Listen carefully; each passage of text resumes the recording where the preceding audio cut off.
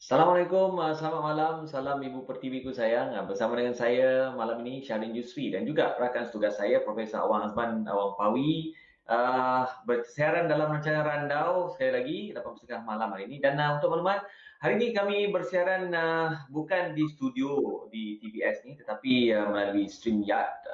Ini antara satu teknologi yang kita guna pakailah sekarang untuk kita berkomunikasi dengan orang-orang jauh. Prof pun masih berada jauh di Kuala Lumpur. Apa khabar Prof? Ya, ya. So, baik. Alhamdulillah, Syarif. Ya, terima kasih. Alhamdulillah, alhamdulillah. Okey, jadi hari ini kita akan bersama dengan tetamu kita. Jadi tamu kita tu pun orang Sarawak sebenarnya. Jadi saya pun gunakan bahasa Sarawak ke bahasa Melayu, baku dan sebagainya. Jadi bersama dengan Encik Abang Iskandar Abang Muaz, merupakan Presiden Suara Petroleum Group. Apa khabar Encik Iskandar? Sihat kita di Semenanjung juga nak? Alhamdulillah di Melaya tu. Di Melaya. Okey. Jadi yang itu kami tiga akan berdiskusi, berandau lah. Okey, bila cakap pasal program randau untuk kita bersembang-sembang sikit tentang pengalaman Encik Iskandar dalam bidang minyak dan gas. Dan juga mungkin kelak penonton di akhir rancangan ingin mengetahui macam ni kalau seseorang itu yang ingin bekerja dalam bidang ini dan apa kriteria dia, macam mana kita nak memohon dan sebagainya. Mungkin Encik Iskandar boleh ceritakan sedikit nanti. Okey, kita teruskan dengan soalan pertama kita. Encik Iskandar, boleh ceritakan sikit pengalaman awal Encik sekarang dalam dunia gas dan minyak ni. Silakan. Terima kasih. Assalamualaikum. Selamat malam. Terima kasihlah kerana menjemput saya. Walaupun jauh, tapi kita tak dekat di hati, kata bang. Ya. Jadi saya mula berkecimpung kata orang dalam oil and gas tu, minyak dan gas bila saya bekerja dengan Sarawak Shell di Miri pada tahun 89. Okay. So dari 89 ke 99, 10 tahun saya duduk di Miri. Mula-mula start sebagai accountant aja lah kata orang. At the end 10 tahunnya saya jadi Head of Finance Services untuk Sarawak Shell. Dan Alhamdulillah lepasnya saya dapat peluang untuk cross posting kata orang, bekerja di luar negeri, dan saya memilih untuk bekerja di Saudi Petroleum Petrochemical di Jubail, Saudi Arabia selama 3 tahun. Mula-mula tak 10 tahun di Miri dalam bidang upstream, kelak kita explain upstream ya. Tapi di Jubail, Saudi Arabia saya bekerja di petrochemical, iaitu downstream lah ya.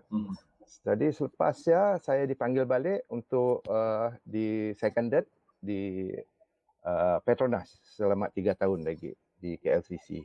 Jadi seluruhannya 15 tahun lah dengan Shell. Lepasnya saya keluar daripada Shell, bekerja untuk usahawan Malaysia yang berkecimpung dalam oil and gas tetapi di luar negara. Saya bersama dengan Usaha Tegas, ada office di KL, Jakarta, Sydney, dan kelak kita cerita lebih lagi Addis Ababa, Ethiopia. Jauh ya? Jauh ya. Jauh ya. Selepas 4 tahun dengannya, saya berpindah lagi dengan seorang lagi usahawan Malaysia. Nya ada operasi minyak dan gas di negara Iran. So 11 tahun saya di Iran. Jadi lebih 30 tahun lah dalam oil and gas tu. Upstream, midstream, downstream. Semua sudah saya kerjakan lah. Jadi panjang lah cerita, kelak kita cerita lagi. Panjang pengalamannya. Okey, Prof. 30 tahun. Nampaknya Prof, orang kita tu, orang Sarawak kita tu, orang Kuching tu, kita ada orang yang betul-betul pengalaman lebih 30 tahun dan boleh bercakap tentang dunia oil and gas ni. Jadi mungkin Prof, sebelum kita nanya apa lebih lanjut tentang apa yang dibuat oleh Cik Iskandar tu, Prof mungkin ada sikit soalan nak tanya. Silakan Prof. Okey, sebelumnya saya ucap tahniah kepada Cik Abang Iskandar ni, orang hebat kita, low profile tapi orang hebat, berpengalaman dekat Iran, dekat Addis Ababa, macam-macam lagi ya. Tapi kita nak balik kepada soalan asas sebelum cerita benda yang pengalaman hebat ya. Kita juga asas kepada penonton kita di rumah. Maknanya mungkin kita boleh terangkan sedikit apanya upstream, midstream, downstream untuk untuk melihatkan berapa luasnya industri itu. Silakan Cik Abang Iskandar. Terima kasih Prof. Saya sebelum kita masuk ke upstream, downstream dan sebagainya, kita beralih sikit dulu ke asal usul minyak tu. Sejarahnya atau gendenya terjadi. Tu ada sikit kita share view graph tu. Sebenarnya benda tu bukan terjadi hari Maret. Mungkin kita nanam pokok kelapa sawit mungkin 10 tahun yang lepas. Minyak dan gas tu 300 ke 400 milion tahun yang dulu. Benda-benda kehidupan pada masa lain dunia waktu kan. Oleh kerana ada dua igit benda, pressure dengan temperature. Bila dunia tu bergolah kata orang, berubah, benda tu tertekan masuk ke dalam tanah, di bawah tanah. Akhirnya berjuta-juta tahun di antara lapisan minyak, lapisan pasir dan batu-batu terjadilah minyak dan gas. Jadi benda tu susah. Bukannya kata orang Maret lalu jadi, itu kita nyucok nak keluar. Jadi oleh kerana benda tu apa kata orang sesuatu yang makan masa yang panjang dalam kita terpaksa melihat bidang tu satu bidang yang luas. Yalah cerita kata upstream, midstream, downstream. Upstream tu kata orang ambil senanglah, cari dan gali. Yang cari minyak di sini kayak bila dijumpa digalinya. So kata orang cari gali. Upstream. Kadang-kadang di laut, kadang-kadang di darat. Kita di Sarawak tu di darat ada lagi lah, Maret di Miri ada. Tapi mungkin tak pergi ke Belait, Kuala Belait ada lagi masih onshore. Tapi kita kira itu di luar pantai. Jadi bila sudah dijumpa minyak di luar pantai contohnya, gini kita nak ngembaknya ke darat. Kita pakai pipe ke, kita pakai kapal ke, kita nak dalam tong ke, midstreamnya. Okey. Pengangkutan lah, lebih pada pengangkutan. Dan setelah benda sampai ke darat, apa nak dipolah kita? Kita refinery kata orang kilang minyak, jadi molah minyak.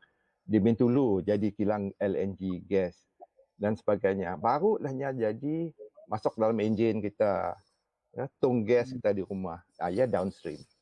So ringkasnya upstream, midstream, downstream. Tapi kita mesti ingatlah benda tu integrated kata orang. Apa terjadi di upstream akan efek apa di downstream. Mun saya ada di upstream, saya adalah di downstream. Mun saya ada downstream, saya adalah upstream. So situ yang satu yang kita saya nak kongsi dengan orang tu, bila nangga oil and gas tu, kita patut nangganya integrated process. Satu. Dua, total value chain-nya. Kerana benda tu mahal benda tu. Investment yang besar. So sikit-sikit lah kita. Alright, satu penjelasan yang amat baik, ringkas sebenarnya apa kita dah tahu macam apa upstream, apa midstream, apa downstream. Kata orangnya produk huluan dan hiliran, bahasa Melayunya. Apapun kelak, kita akan kembali selepas kerana kita akan bercakap lebih tentang bagaimana kita ingin bekerja dalam bidang ni. Kita cakap sikit tentang kerjaya sedikit untuk menarik minat golongan muda, golongan milenial ini supaya mereka mengetahui tentang kriteria yang diperlukan dalam bidang ini. Kita kembali selepas ini bersama dengan Prof dengan Cik Iskandar lagi.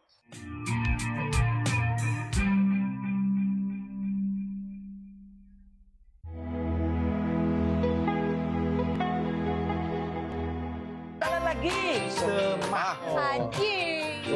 Kerja perintah. Kita mesti pandai. Jangan abang. Bukan saya. Terima kasih. Ini pekerjaan yang orang dapatkan. Sama saya. 2 tahun lalu dah. Sudah ada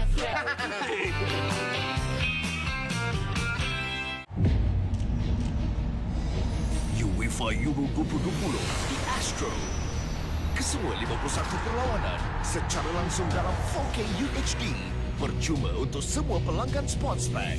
Let them get their party started. Nikmati pengalaman terhebat 4 kali lebih jelas dengan Ultra Box.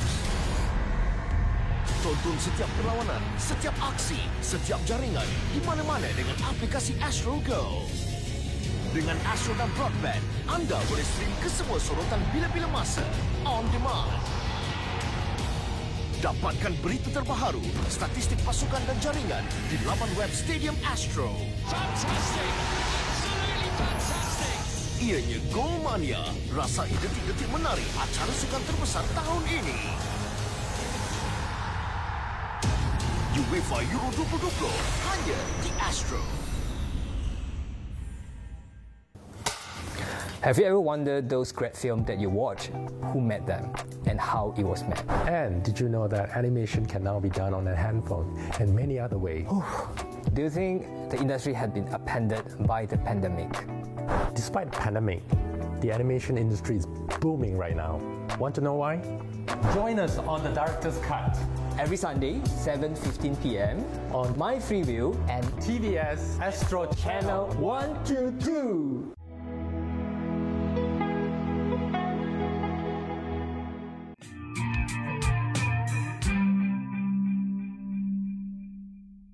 Kembali dalam rancangan Randau, masih lagi bersama dengan saya, Channel Industri, Prof. Awang Azman, dan juga tetamu kita khas yang kita bawakan dari Kuala Lumpur, iaitu Encik Abang Iskandar, bercakap tentang pengalaman beliau dalam bidang oil and gas. Dan soalan yang seperti mana yang saya katakan tadi, saya ingin bertanya sedikit tentang apa tu pengalaman yang ada pada Encik Abang Iskandar ni selama 15 tahun memberikan impak dalam kerjaya yang dicempuri. Jadi ini mungkin boleh menjadi inspirasi kepada golongan muda khususnya Encik Iskandar. Silakan. Terima kasih. 15 tahun ya saya di Shell. Shell adalah sebuah syarikat oil and gas international dan juga integrated. Integrated berarti ada upstream, midstream dan downstream. Saya bersyukurlah kerana bertuah dapat memulakan kerjaya saya dengan syarikat multinational. Mengapa saya kata begitu? Kerana ada 5 faktor. Saya akan kongsi satu-satu. Untuk syarikat international oil and gas ni, satu kriterianya ialah dia mempunyai proses dan prosedur yang kata orang canggih. Ya? Jadi integriti dan governance yang sentiasa ambil tahu hal dia. Ya? Nombor 2, dia invest in staff knowledge, education of staff. Nak pergi seminarnya, ada training center dan sebagainya. Dia si loket nak ya ilmu, berkongsi ilmu kepada pekerjanya. Nombor 3, yang tu satu yang mungkin banyak orang si dapat experience is dalam Shell, your career is in your hand, kata orang. Di dalam tangan sendiri. Kita milih apa yang kita mau ceburi dalam bidang kerjaya. So ada pilihan. Ya? Nombor 4, diversity. Sebenarnya daripada berbilang kaum, berbilang bangsa, orang putih, orang sik putih pun ada, merah dan sebagainya. So kita bekerja dengan bermacam kaum dan bangsa. Dan nombor 5, safety. Dalam Shell contohnya, kalau ada benda yang sik betul, pekerja yang paling bawah boleh ada stop work. Kerana it is safety hazard. So, ialah diterapkan di dalam minda pekerjanya. So, it is, kalaulah orang-orang nak start in the business saya, kalau ada pilihan, masuklah multinational. Kerana ia akan membina foundation pada kerjaya dalam bidang oil and gas. Ya? Tapi mesti profesionalnya, kena 15 tahun kat saya berhenti. Mesti ada faktor juga, betul? Mesti ada sebabnya. Okay. Jadi macam betul lah. Kadang bila kita dah lama kerja, kita akan nanya kepada kita diri pun nak, saya kerja untuk siapa? Bila ada soalan macam ya, kita akan mencari dalam minda kita, why am I here? Dia memanglah kadang ada offer-offer bagus, tapi soalan yang kita nak jawab pada kita pun is, what do I want? Ya. Okey, alright, Prof. Silakan, Prof. Okey, ini lain sikit lah. Sebelum saya masuk soalan saya, apa cabaran untuk industri minyak dan gas ini? Dia soalan bagus, Prof. Kerana bertahun-tahun orang madah sunset industri. Ya? 10 tahun tahun 86 pergolakan minyak harga rendah, orang Madah habis sekadar lagi oil and gas tu. Tapi dia bangkit lagi. In fact kini tu dalam masa kita terdekat kini tu, saya percaya dia akan hidup kembali. Kerana kini tu contohnya harga minyak naik lagi dah. Harga orang Madah habis kita. Mana sidak nak apa kata orang nak masuk memindang pun kita kerja oil and gas sibuk je. Takut saya ada kerja lagi lah. Takut saya ada kerja. So saya share tahun 2020 US Energy Information yang ada 1.5 trillion barrel of oil reserve. Banyak 1.5 billion. Katanya 47 tahun lagi baru habis di seluruh dunia tu. Ya. So biograf tu Madah tahun tu diambil tahun 2010, 10 tahun yang lepas. Yang Madah bila tahun 2035 minyak dan gas masih lagi used as the primary fuel in the world. Not renewable ya semua lambat. 2020 dunia berubah.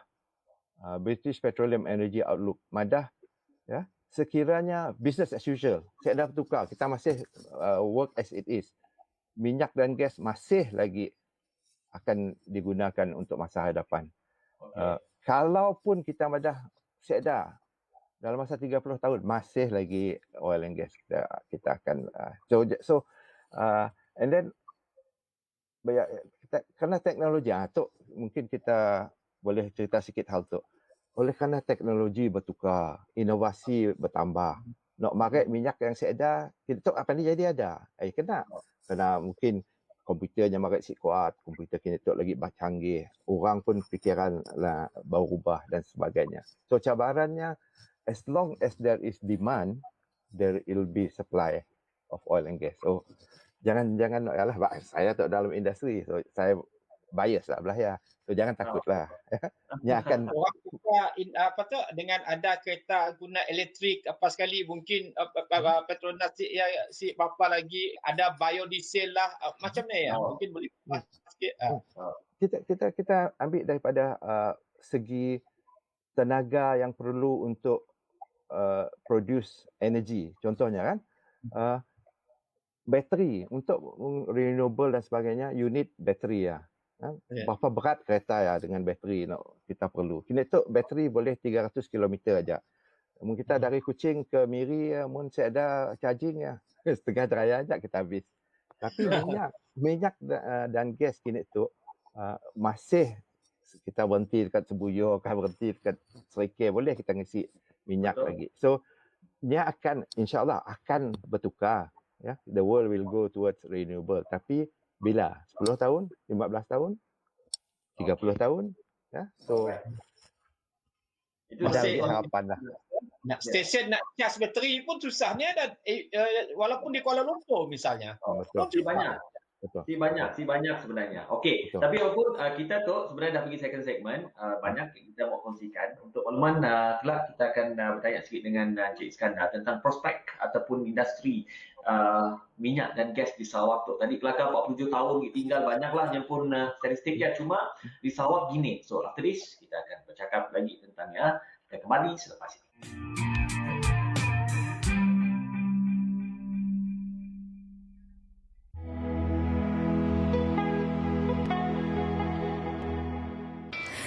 Bersama dengan kami Osha dan ...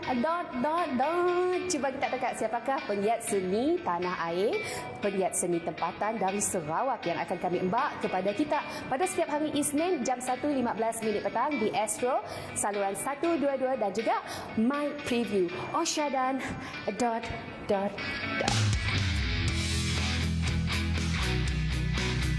Dengan 60,000 rancangan dalam poket, stream apa saja dengan Astro Go. Redah semua jalanan sempit. Beraksilah di lita. Bertarunglah di gelanggang. Selamatkan dunia dengan keadilan. Atau bela pekan dengan polis bersama sidekick ternama. Bahawa semuanya tak kira masa di mana jua anda berada.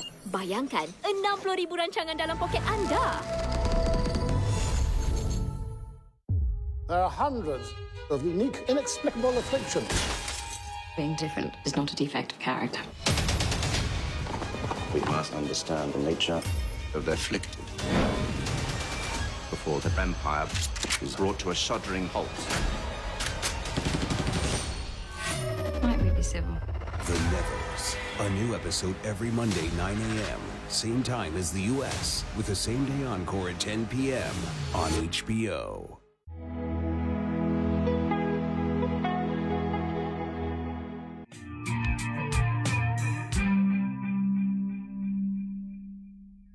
Kita kembali dalam Jangan Randau, masih lagi kelakar pasal minyak dan gas bersama Encik Iskandar dan juga Prof. Awang Tok. Okey, jadi soalan seterusnya seperti mana kami pada tadi berkaitan tentang prospek industri minyak dan gas yang ada di Sarawak. Pastinya orang Sarawak ingin tahu macam mana prospek untuk di Sarawak. Teruskan. Silakan Encik Iskandar. Terima kasih. Seperti yang kita tahu, Sarawak tu dah lebih 120 tahun industri minyak ada di Sarawak dan tetapi industri kita lebih kepada upstream.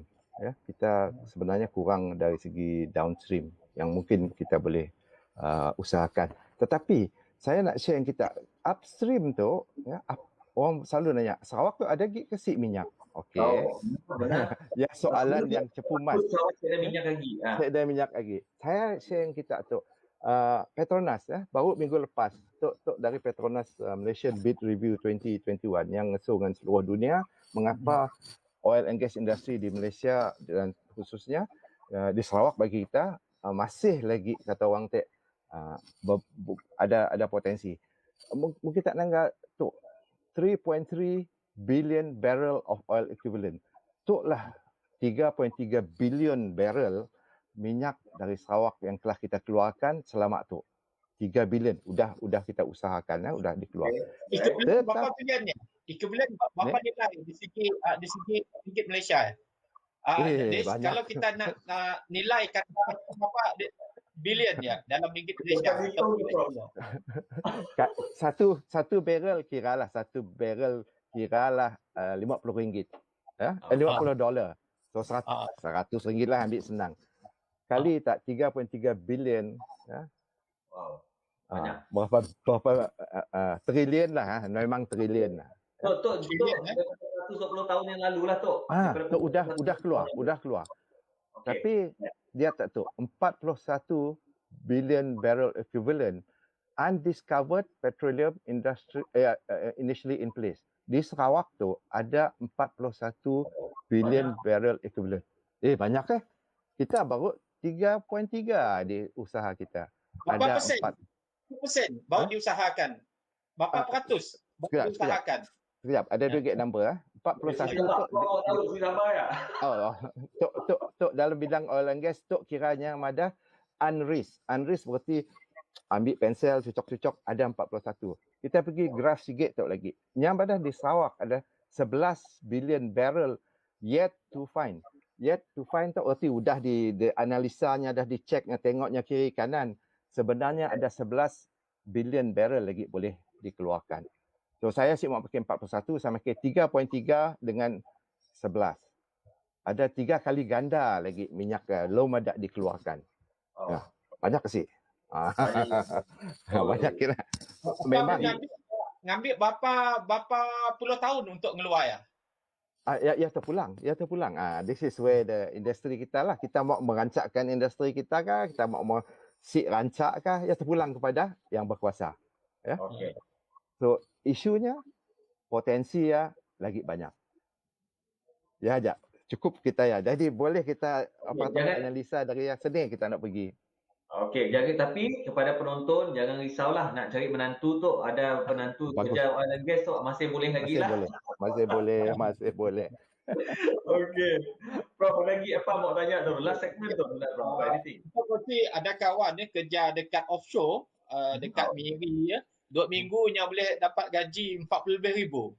Saya basic sebelum COVID, zaman sebelum tu lagi besar gaji. Ya terlalu basic. Jadi untuk nasihat Cik Abang Iskandar kepada anak muda yang berminat untuk mencuri bidang tu, apa nasihat kita? Ya macam tu. Saya kita cerita tadi bidang oil and gas tu luas ya. Kita cerita upstream, midstream, downstream. Tapi kita jangan lupa ada satu lagi sektor dipanggil services. Ya. So yang kita boleh kalau kita nak masuk dalamnya services tu jadi welder, ya, tukang masang tiang dan sebagainya. Tapi Profesor tepat tadi, walaupun gaji mahal, tetapi risikonya pun tinggi. Betul. Jadi jangan orang pada kita imagine kita bawa ratus batu di luar di tengah platform, kita ada orang seorang-seorang atok-atok sia tengah malam. Anything happen gini, meletup benda ya, angus benda ya. So ialah risikonya. Dan juga industri minyak tu kita cerita tadi adalah industri yang perlu investment yang tinggi, ya, kemahiran yang besar. So memanglah orang-orang pilihan aja kata orang. Boleh. Pilihan bukan apa, bukan kepandaian aja, keberanian mau ada sia, ya. Kena siapa sanggup kata orang putus jari kah dan sebagainya. Walaupun safety tinggi. Pernah tak nanggal dalam movie nak benda yang meletup dan sebagainya kan. So risikonya tinggi lah. Jadi apa harapan kita untuk industri minyak dan gas di Sarawak tu? Cepat lagi jawab. Profesor mesti nanya soalan cepu mas ya. Macam tu lah. Orang mesti tahu apa harapan kita. Macam kita ada pengalaman, Cik Iskandar, maybe kita boleh jelaskan sikit lah tentang harapan di Sarawak tu. Betul.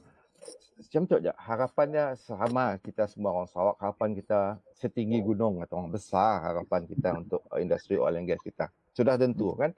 Tapi saya pernah melihat dengan mata saya sendirilah. Contohnya di Afrika, di Venezuela, ya, negeri yang banyak minyak, kucak kacir, di Iran, di Iraq, di Libya contohnya. Bukan saja tekanan dari dalam, tekanan dari luar, ya, macam-macam orang. Jadi harapan saya pada di Sarawak tu, industri Sarawak minyak dan gas, tolonglah serahkan pada yang mahir, serahkan kepada yang faham dengan Datuk dan socially responsible, yang bertanggungjawab. Ya. It must be a collective effort dan kita mesti melihat industri itu sebagai integrated, bukan dari segi sudut sahaja. Dan apa yang perlu untuk Sarawak? Saya sarankan satu aja. Kita need a comprehensive master plan. Master plan. Hala tuju kita ke mana? Ya, kita mesti mau olah dulu. So, saranan saya, beserta harapan saya, kita work on having a integrated oil and gas master plan. Okey. Jadi jelaslah kita dah kelakar tentang pengalaman Cik Iskandar macam ni-nya berkecimpung dalam bidang tu. Kita pun dah melihat juga macam mana cabaran dalam industri minyak dan gas tu. Dan dari segi golongan muda yang ingin menceburi bidang tu sebenarnya bukan mudah tetapi masih boleh diambil sebagai satu peluang sebenarnya. Tadi walaupun ada risiko-risiko tertentu tetapi yang sebenarnya kalau kita minat semuanya kita boleh bola. Okey, jadi apapun saya nak ucapkan terima kasih. Ribuan terima kasih kepada Encik Abang Iskandar atas perkongsian pada hari ini dan kita sudah berada di akhir rancangan. Dah sekejap saja, lama sudah itu. Okey. Baru nak panas kata orang tu. Panas betul. Buat kata Prof, Oti Syahdir belum habis lagi. Misalnya bulan Ramadan lah. Okey. Jadi terima kasih Prof. Terima kasih juga atas perkongsian hari ini. Jadi saya harapkan teruskan menonton rancangan Randau pada semua penonton Randau dan terimalah apa yang kami ceritakan ini bagi peluang ataupun perkongsian ini menjadi satu panduan untuk kita menggalakkan anak-anak muda kita bekerja dalam bidang oil and gas dan juga mengambil peluang ini untuk menyebarkan maklumat-maklumat tentang oil and gas, industri oil and gas di Malaysia, di Sarawak khususnya. Sebenarnya banyak lagi yang kita belum terokai. Jadi jangan risau. Okey. Hingga kita berjumpa lagi pada masa akan datang. Rancangan Randau teruskan nafas.